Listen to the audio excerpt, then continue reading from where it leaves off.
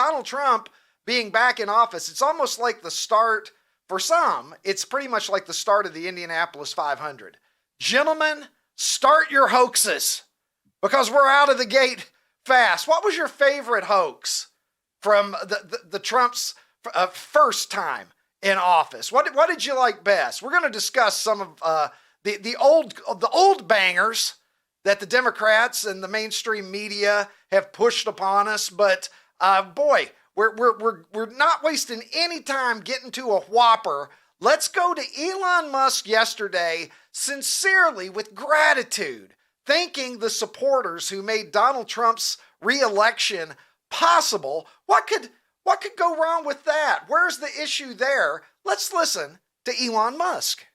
And I just want to say thank you for making it happen. Thank you.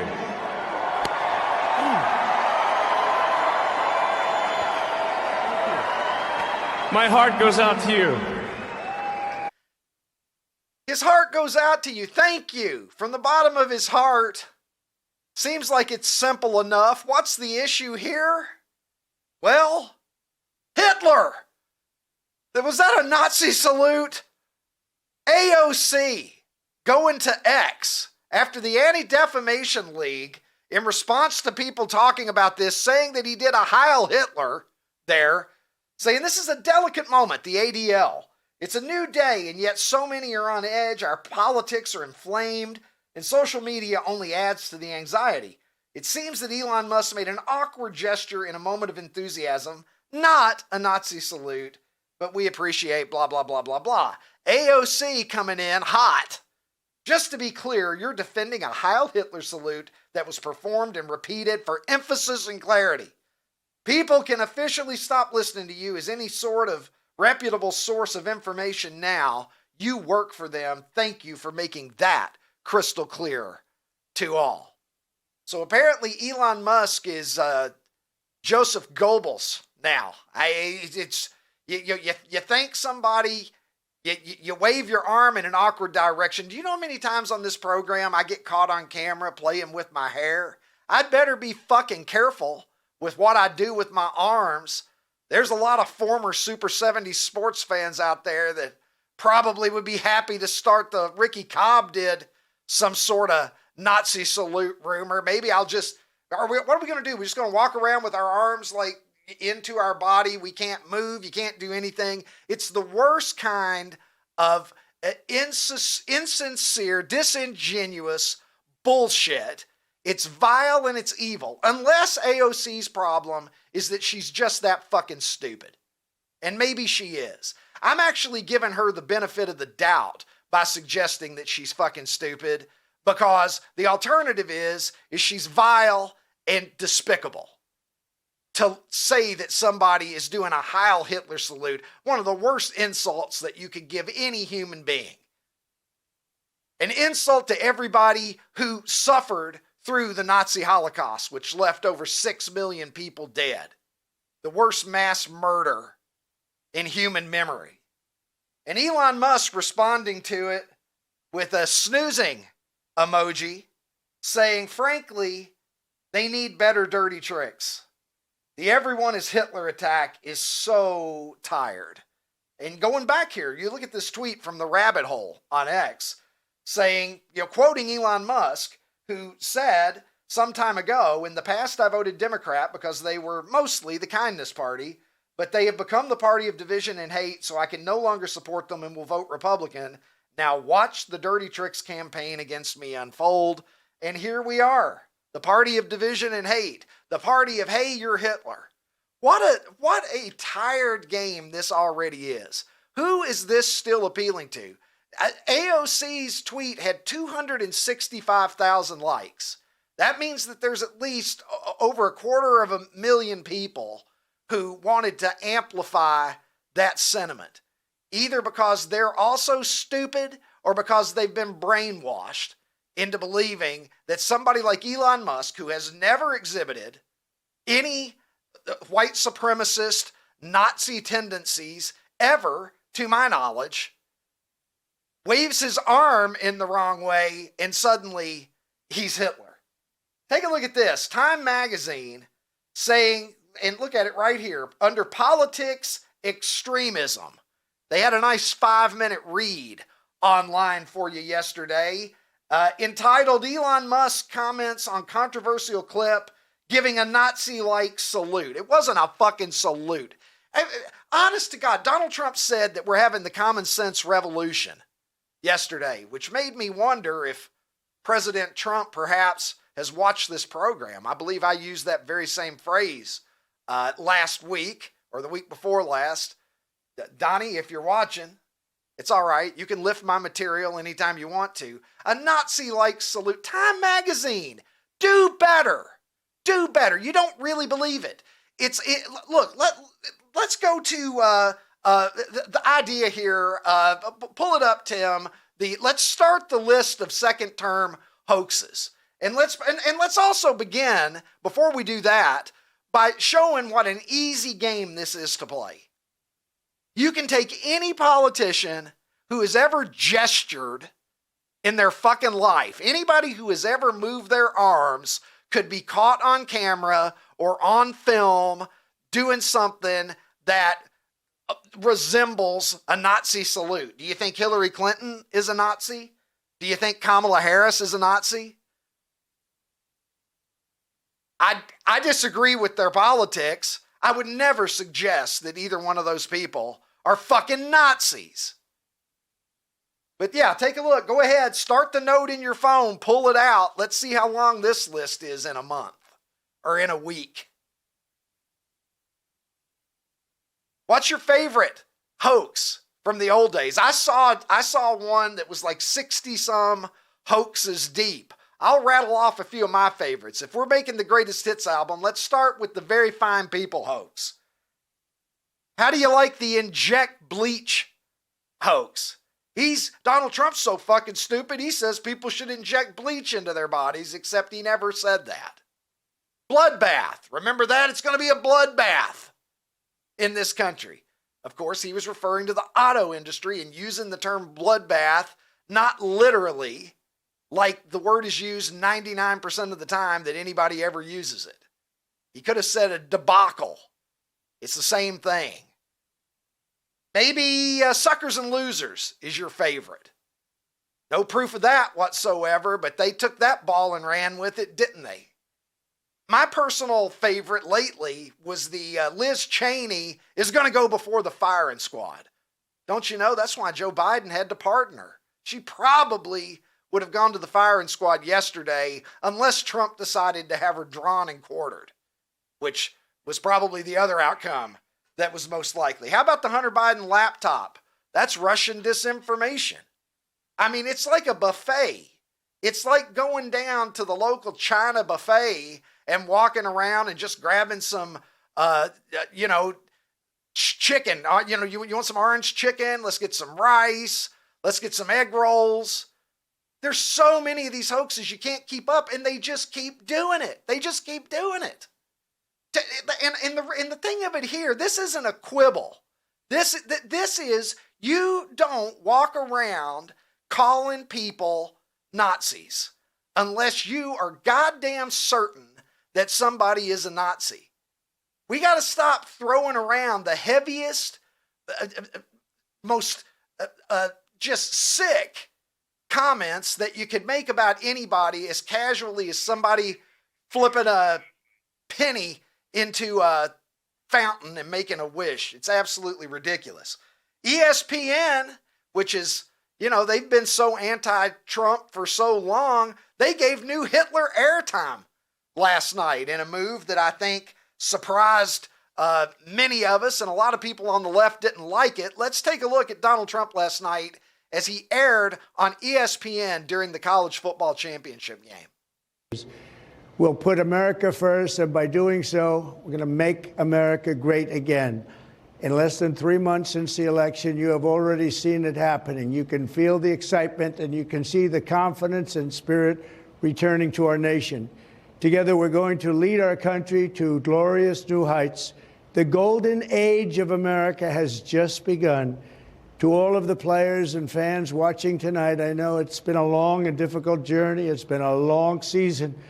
but you have two tremendous teams, and get to the game and go out and fight hard and fight fair and let the better team win. And I'm going to enjoy watching it. Thank you and good night. Well, you know, I'm surprised that they did it. We're living in an era where I'm very surprised that they gave him that airtime, and I can see why their core audience would be shocked by it. People are too easily shocked today, honestly. You can't offend anybody for any reason today. I grew up in an era where we didn't have such delicate sensibilities. Sports today, we must be careful not to offend anyone for any reason. That's the worst thing you can do. You get canceled if you do that. Maybe not anymore. Maybe we're getting a return to a little bit of 1980s energy with the inauguration of Donald Trump. Sports in the 1980s said, hand me a beer and pass the ammo, motherfucker. And I'm going to give the 80s the edge on that. The idea that you can't say anything or do anything because you're worried about who you're going to offend. Hey, look, don't be an asshole. But we've been walking on eggshells as a society. It's like we're in an abusive relationship where we're super afraid that we're going to offend the powers that be. Oh my God, can't say the wrong thing. They'll take your social media account away from you. You'll lose your job. Look, don't be a dick, but also let's develop a little bit of thickness of skin. I don't think that everything should be about safe spaces and cookies and crayons either. You know, let's cinch up our big boy pants and get back to being adults in this society. Be nice to one another. But, you know, geez, what are we? Children? A lot of people are having trouble coping with Trump already being back in office. Take a look at this. Listen to that. Let's listen to that again. It's a communal scream. In San Francisco, of course. Where else?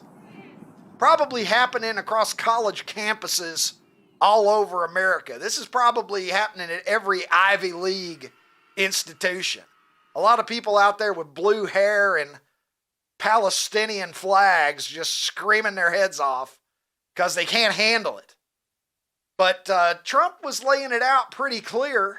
He was laying it out as clear as this man once did. Kind of made me think of this, Tim. Let's go to the tape. You know, one thing, you know, to be the man, you got to beat the man. All right. Well, Trump beat the man right off of the debate stage, and then he beat the woman to become the man again. He beat the woman electorally. All right. We don't want to start any rumors. I don't want the left coming at me and saying that I'm accusing anybody of domestic abuse. Figuratively, defeated her at the ballot box, that is. You sensitive snowflakes. Trump just defiantly coming out yesterday and saying that a lot of things were going to change. I would say that yesterday's speech was basically there's a new sheriff in town speech.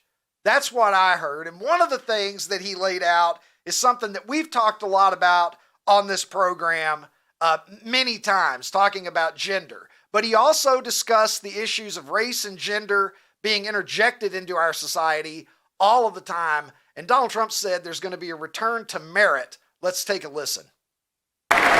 This week, I will also end the government policy of trying to socially engineer race and gender into every aspect of public and private life.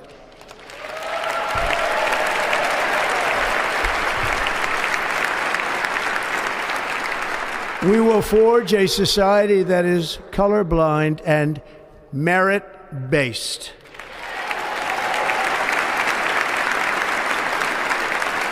As of today, it will henceforth be the official policy of the United States government that there are only two genders, male and female.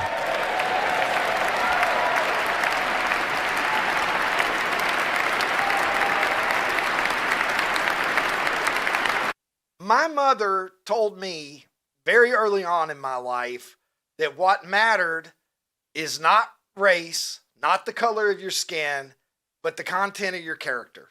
That is what Dr. Martin Luther King said so many years ago, and I deeply, deeply believe that. Racism in all forms is unacceptable, and it is a cancer on society. There's no doubt about it. But the answer is not DEI. The answer is not forcing outcomes and being fundamentally unfair. That is anti-American. What we should strive for is to make sure that everybody has equal opportunity to pursue their talents and to pursue their dreams, regardless of the color of their skin, regardless of their nationality, regardless of their sexual orientation, who they love, or any of that. What matters is who is competent, who is talented, who works hard, and who can get the job done. I've said before many times, I want the best surgeon if I'm having surgery. If I'm going to get on an airplane, I want the best pilot.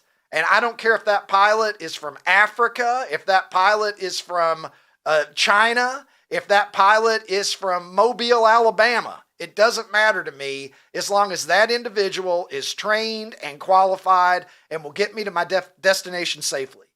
Same with doctors. I've been treated by doctors of all races, all backgrounds, and the only thing that has ever mattered to me is, can you help me get better? Can you treat what is ailing me? And we've got to get to that. We're never, ever going to get past the nation's horrible history of racism and slavery and Jim Crow segregation. Those things are bad chapters, to say the least, in the history of American society. But we will never be able to move past it, dividing one another by the color of our skin and giving some people more opportunities than other people get.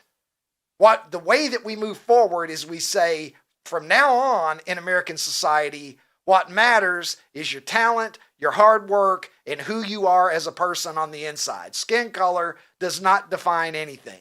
That is the fundamental fairness that gives us a path forward to leave racism behind as a society. And all the left has wanted to do for the past, 5, 10 years, ever how long it's been, is just wallow in it like slop and inject it into everything, just as gender has been injected into everything. I taught sociology of sex and gender for 15 years at the college level. So I am qualified to talk about this more than the average person probably. Take a look at this. Donald Trump with an executive order defining what gender is in our society, saying there's only 2 genders. But look at this. Caitlyn Jenner congratulating Donald Trump, saying, "Congratulations, Mr. President. Thanks be to God." And this Olivia Juliana individual with over 21 million views, I think over 500,000 likes, said he just ordered the government to call you Bruce. He didn't order the government to change anybody's name on their passport or on their birth certificate or on their documents or whatever. Caitlyn Jenner, you're still Caitlyn Jenner. What is being acknowledged is that you were born male, biologically. You identify as a woman. And you know what? I'm content with that. If somebody tells me they identify as a woman, I'll play ball and be nice to you just as I would be nice to anybody else. I'll call you she. I will treat you with respect. But that doesn't mean that I have to pretend that you weren't born as a male. Take a look at this definition here. Trump's executive order defining female as a person belonging at their conception to the sex that produces the large reproductive cell. Male means a person belonging at conception to the sex that produces the small reproductive cell. The large cell is the egg. The small cell is the sperm. At birth, I was a male. I just happened to identify as one. They wanted to call that cisgender now. That's a term that we all hear. Now, I'm just a guy. I was born a male, and I'm a male. And no matter how I choose to present myself everybody's going to know there goes a dude. It just is what it is. It's objective facts. Scott Jennings, maybe the most reasonable man in America, had some thoughts on the Trump inauguration and everything that went with it. Let's go to Scott Jennings and see what he had to say. Well, watching Donald Trump's day today, I'm just struck by the fact that we have a president again. I mean, look at this guy's day. 3 speeches, 196 executive actions, holds a 90-minute press conference narrating each one as he goes along. I mean, Joe Biden could not and would not offer the kind of transparency or vigor to the American people that we got here on day one from Trump. Words that came to mind to me were gritty, resilient, determined, and audacious. There's not like a more perfect advertisement for the value of these qualities in modern America. I mean, you think about all the things that happened to him. Winning, losing, the court cases, nearly being assassinated. It's rather audacious what he has accomplished, winning this election and taking office today. And you said you were in shock. Well, Republicans are in awe. What about the pardons? What's your take on that? Here's what I think. Were these people punished? Yes. Were they ruined financially? Yes. Did they spend time in jail? Yes. Have their lives been ruined? Absolutely. And one of you said earlier, Van or Axe, that you think this sends a terrible signal that you can get away with things like this, as though we've never had a moment in recent American history when people were not punished for rampaging around when they shouldn't have been. Scott Jennings talking about pardons and pardons that could be forthcoming for J6 participants. I'm interested in the pardon that J.D. Vance is calling for. Joe Biden was pardoning everybody on the way out. J.D. Vance saying a couple of days before the end of the Biden administration, hey, Joe, if we're doing fake shit on the way out, and he's referring to Joe Biden saying that the Equal Rights Amendment is the 28th Amendment and it's the law of the land. He says, can we declare Pete Rose into the Hall of Fame? I'd be all in favor of that. Can we give Pete Rose a pardon? It was a lifetime ban. Say whatever you want about Pete Rose, but the dude's 44 years old here and he's playing harder than guys half his age. He had a lifetime ban. That didn't mean my lifetime or your lifetime. It's a fucking museum. Explain to your kids that he gambled if it's that fucking important to you. It's a plaque in a building in upstate New York. For fuck's sake, let's get over ourselves. It's time for Pete Rose to be eligible for the Hall of Fame. And he ought to be inducted into the Hall of Fame as well. All right, as I mentioned at the top of the program, there was a little college football tonight, and God bless Ronnie T-shirts. He's listening to me go on now for quite a while, and I know that he wants to jump in and talk about a pretty good event that happened last night for him and the fine people of Columbus, Ohio. So let's go to the video that ties it all in a bow for us, where inauguration meets college football. Hoping to become the next director of national intelligence. Graham in Jersey City, New Jersey, Democrats line. Hi, I want to wish everyone a happy MLK Day. I hope everyone's staying warm. A bit disappointed how the election turned out. I think it would have been great to see a female president inaugurated today. And while I'm disappointed in the American people and their desire to see another 4 years of Trump, I'm a bit more disappointed in the selection committee for not picking Alabama for the college football playoff finals, and instead picking inferior teams like SMU and Indiana. Truly dark times in America. Okay. Graham there. We've got pictures of more of the president's hopeful cabinet. I don't watch a lot of C-SPAN, but I feel like 38% of C-SPAN is them taking prank calls, because every time I see anything related to C-SPAN, it's some Yahoo calling in and trolling them like that guy. So let's go ahead and make the transition to college football now, because I now bring in the international streaming star. He joins me as a goddamn national champion today, all the way from Nashville, Tennessee, just back from Atlanta. Ronnie T-shirts. Ronnie, How good do you feel today? Awesome. Was that a Nazi Absolutely salute? awesome. What was that, Rod? Oh, Can we? I'm sorry. You better hope nobody. Don't bend your elbow too much. Got to be careful. Keep the elbow bent a little bit. We are number one. Yeah, there you go. We are number one. We are number one. Yes, trust me. We're number one. If I could gesture without being accused of being a genocidist, I would hold up my number one finger. But, buddy, So Rick, there were some. here's There the deal. were some. Shall we say, tense moments in the fourth quarter of that game. You texted me a couple of times I'm there worried. from I said I the was worried. I said stadium I'm saying worried. I'm worried. Yep. But all is right. well in the end. All right, here's the deal. I love being right. I love it. So when we started this show in August, we talked about college football, and I said, it's on tape. Go back and find it if you don't believe me. I said, if we don't win the national championship this year, we're never going to win it because we are loaded with talent. Now, it took them a whole regular season and getting their asses handed to them by Michigan to figure out, oh, we have this talent and we've got to do it a different way. But Ricky, what they did in the college football playoffs was amazing. It was a completely different team than I watched all year.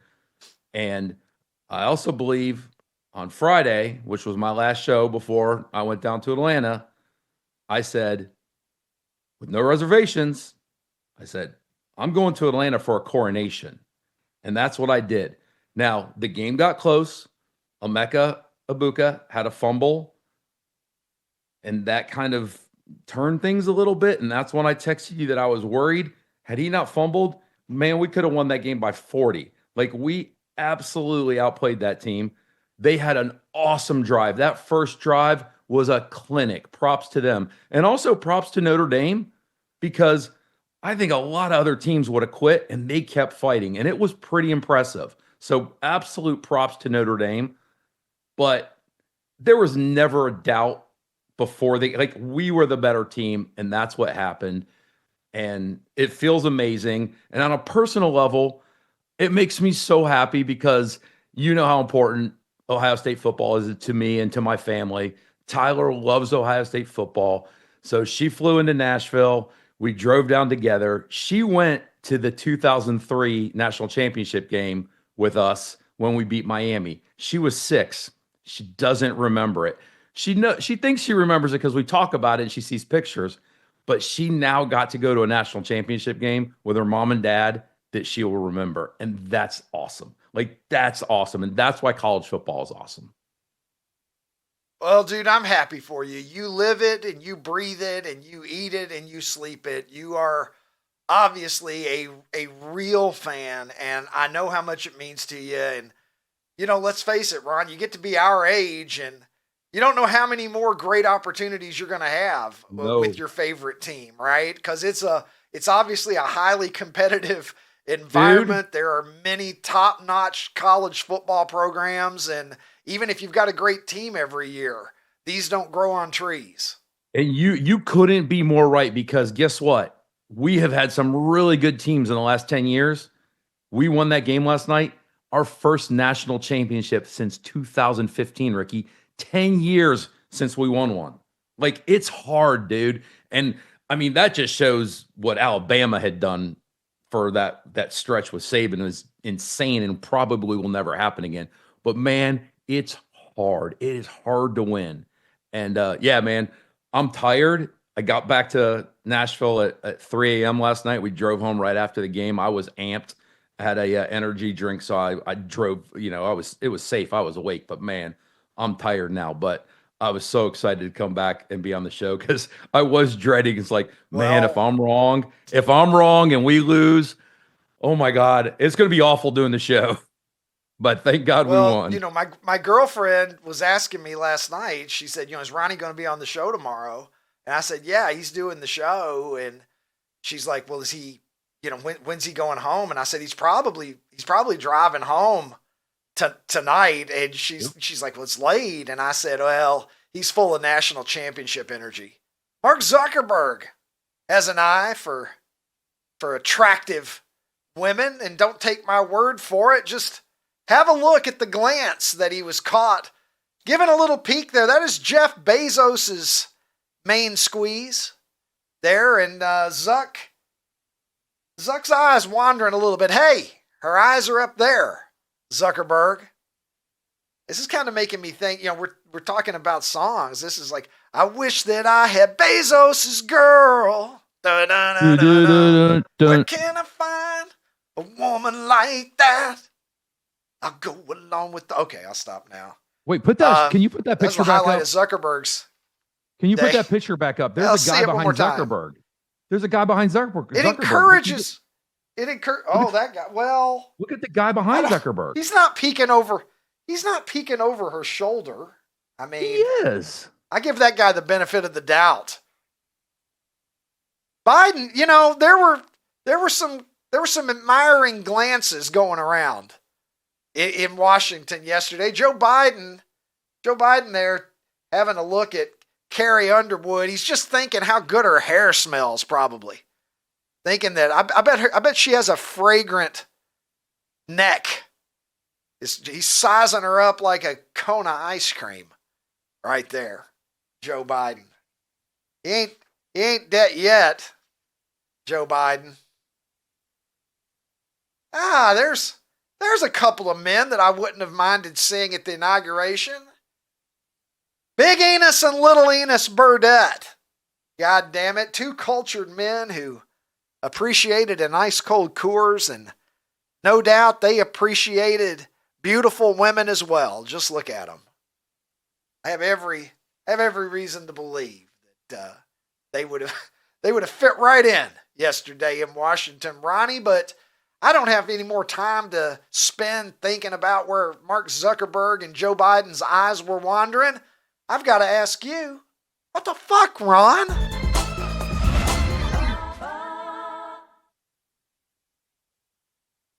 How do you feel about kids rushing the field after their team wins a game? For or against it? I'm in favor of it if the win merits it.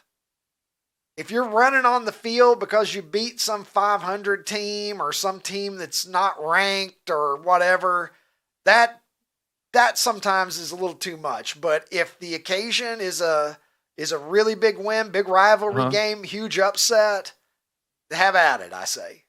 Do you think national championships merit it?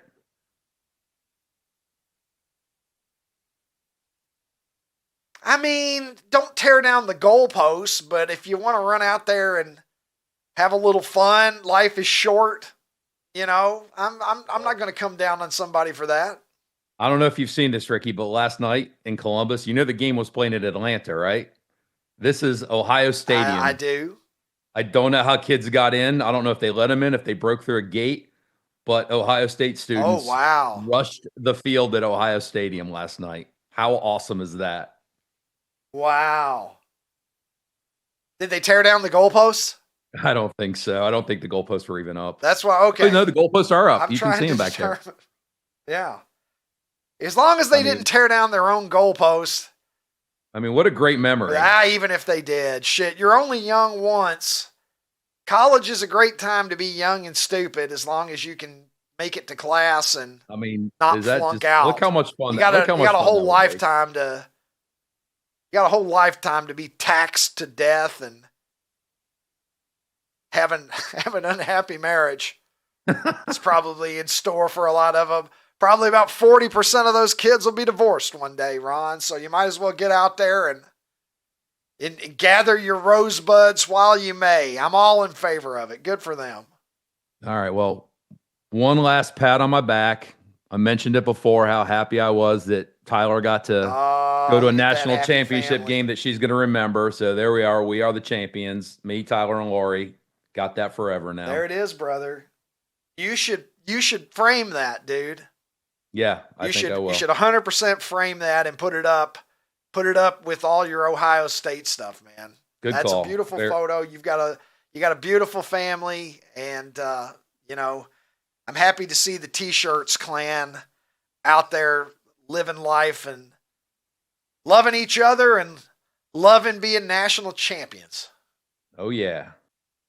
Hey, OutKick fans on YouTube, if you enjoyed this episode, hit the subscribe button and make your way over to OutKick.com where you can watch the full episode.